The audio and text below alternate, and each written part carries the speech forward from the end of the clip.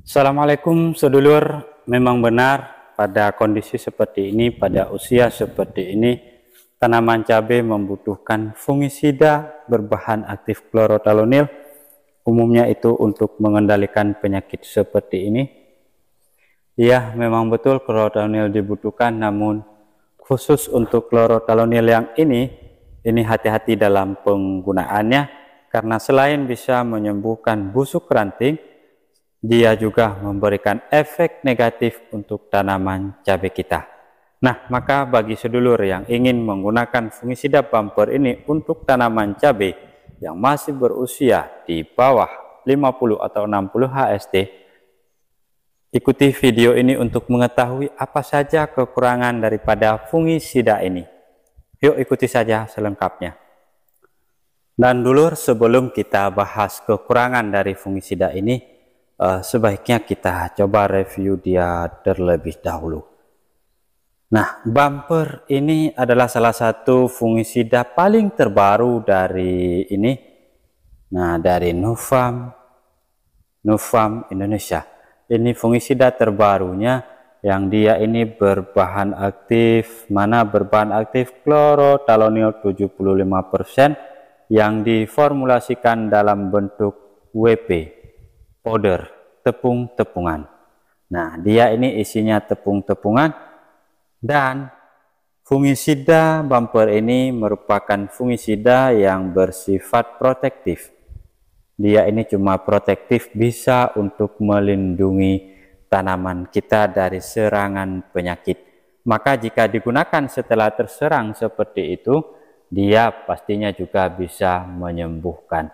Hanya saja karena bumper ini adalah fungisida yang bersifat kontak, dia tidak bisa bertahan cukup lama di tanaman kita. Artinya fungisida bumper ini tidak bisa melindungi tanaman kita untuk waktu yang lebih lama. Kemudian peruntukan dasarnya kita perhatikan di sini.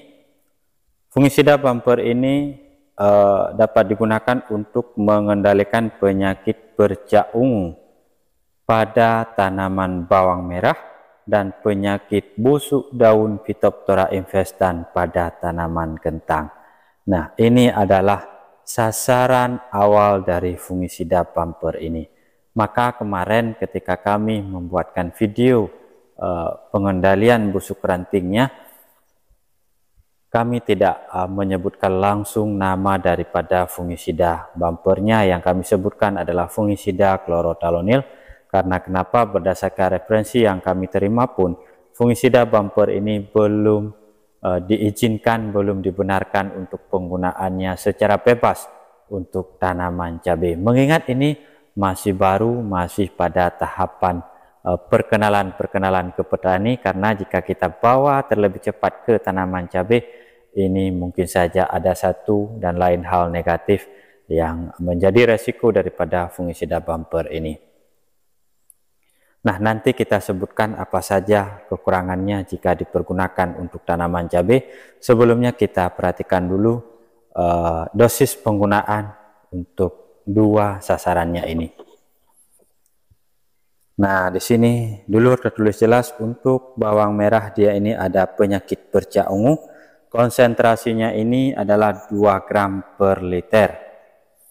Kemudian untuk kentang, penyakit busuk daun dengan konsentrasi 2 gram per liter juga.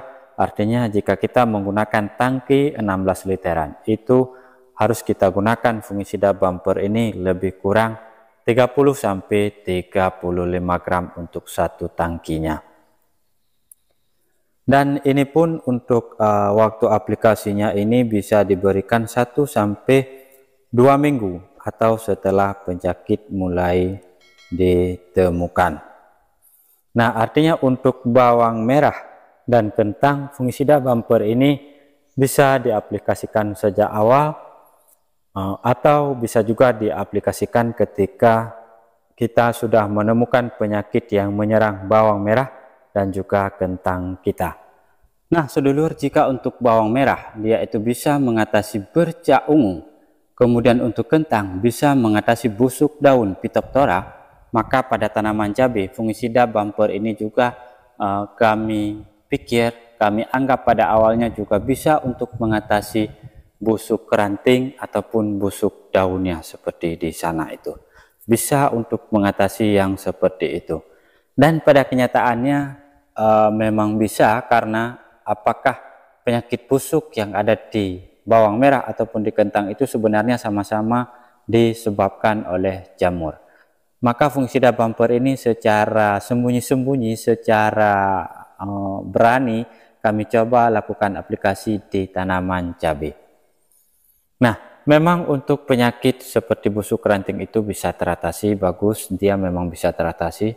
Namun satu hal, belakangan baru saja kami temukan di sosial media bahwa fungisida bumper ini memiliki kandungan yang dapat menyebabkan daun tanaman tetap hijau. Itu informasi yang telat kami dapatkan, sementara penggunaannya sudah sering kami gunakan. Beruntung untuk penggunaan pada tanaman cabai kami ketika masih vegetatif kemarin sampai usianya seperti ini, dosisnya ini tidak kita gunakan dosis maksimal seperti yang tertera di belakangnya tadi. Artinya, jika kita melihat dosis di belakangnya tadi, maka penggunaannya itu bisa 2-3 sendok makan untuk 1 tangki penyemprotan. Namun penggunaan kami kemarin itu hanya 1 sendok makan untuk 1 tangki penyemprotan untuk tanaman cabai. Sekalipun dengan dosis seperti itu, kami ulangi lagi, busuk rantingnya terkendalikan, namun ada efek negatif. Dan efek negatif yang paling mudah ditemukan yaitu daun menjadi seperti ini, menebal, menghitam, dan mengeras kerut seperti ini. Nah, ditambah lagi kondisi tanaman cabai kami saat ini itu mengalami overdosis pemupukannya dan bertemu pula dengan salah satu zat atau sifat fitotonik yang ada di bumper, kemudian menjadikan daun tanaman cabai kami menjadi menakutkan seperti ini. Menjadi mengkerut, hitam, menebal. Ini daun yang tidak sehat untuk tanaman kita. Ini daun yang tidak bagus untuk pembungaan, untuk pembuahan, dan untuk pembelahan cabang-cabangnya. Ini tidak bagus. Dan itulah salah satu daripada efek negatif dari fungisida bumper ini. Maka jika pun ingin terus menggunakan fungisida bumper ini, saran kami sebaiknya intervalnya itu tidak terlalu dekat. Begitu juga dengan penggunaan kami ke depannya, interval penggunaannya ini tidak terlalu dekat. Kita akan menggunakannya untuk 10 hari sekali ke depannya, sementara ke belakang ini kita gunakan minimal 1 minggu 1 kali. Kemudian yang kedua, karena bumper ini formulasinya dalam bentuk tepung-tepungan, maka kemarin ketika kami campurkan dengan kalsium yang juga bentuknya tepung-tepungan, kami tambahkan dengan abamectin hitam, semuanya menjadi lebih lengket, lebih susah untuk kita lakukan penyemprotan. Nah, ini adalah kondisi kedua pada saat proses pengadukan pestisida. Namun dulur, apapun resikonya, apapun efek negatif dari fungisida ini, namun pada intinya ini tetap kami habiskan. Masih banyak juga karena ini isinya 500 gram. Harganya kemarin kami beli sekitar berapa, 80.000. Nah, ini coba nanti kami habiskan semuanya. Namun penggunaannya kita sesuaikan saja, dosisnya kita kurangi atau dosisnya kita coba pada dosis standar, namun intervalnya yang nanti kita atur, kita jaga sebaik mungkin agar tidak membuat cabai kita semakin menghitam seperti ini. Dan dulur, mungkin hanya itu yang dapat kami sampaikan mengenai kekurangan daripada penggunaan fungisida bumper untuk tanaman cabai. Lalu bagaimana pendapat sedulur yang pernah menggunakan fungisida bumper sesuai peruntukannya untuk bawang merah dan kentang? Silakan berikan komentarnya agar teman-teman kita yang ingin mendapatkan ini sekurang-kurangnya bisa tercerahkan gambaran dasarnya sebelum membeli dan menggunakan ini. Dan untuk petani cabai, hati-hati jika memang ingin menggunakan chlorothalonil bumper ini, hati-hati saja, sesuaikan saja dan terus pantau keadaan tanamannya, jangan sampai lengah, karena jika ini terus dipaksakan, tanaman bukannya bagus, mungkin bagusnya dari sisi tidak ada lagi serangan jamur, namun kondisinya menjadi tidak enak dipandang, yang juga bisa kondisi daun yang lebih-lebih menghitam seperti ini dapat mengakibatkan beberapa hal lain yang juga tak kalah serunya menjadi beban pikiran untuk kita. Dan sedulur, kami cabut diri, kami ucapkan terima kasih atas perhatiannya. Semoga sedulur selalu diberikan kesehatan dan selamat beraktivitas, semoga rezekinya lancar. Amin. Kami cabut diri. Assalamualaikum warahmatullahi wabarakatuh.